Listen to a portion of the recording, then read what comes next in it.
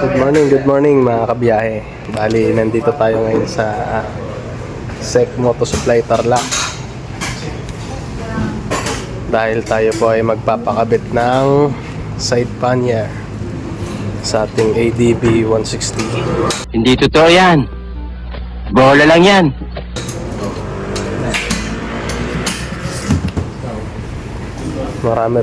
Marami rin silang mga box dito, 45 liters. Alloy top box. Saka hard plastic. Yan.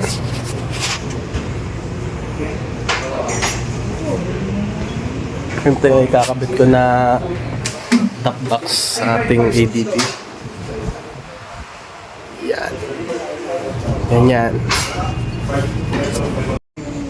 Ito yung kakabitan natin ng box mga kabiyahe. Kasama natin si Commander. Ay, mahal.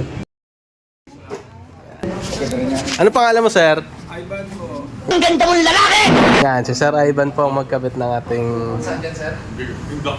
side pannier.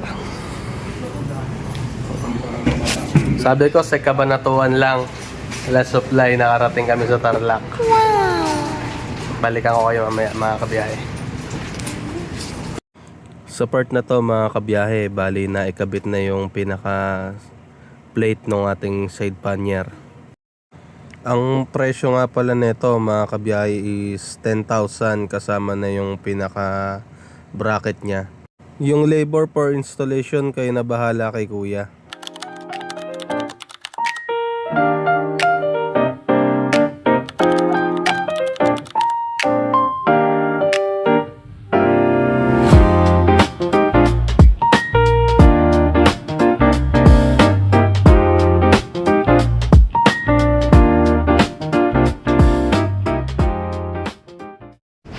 What's up mga kabiyahe? Tapos na po ang ating touring setup sa ating ADB 160. Nice one, sir. Uwi na kami sa Bulacan. Thank you for watching.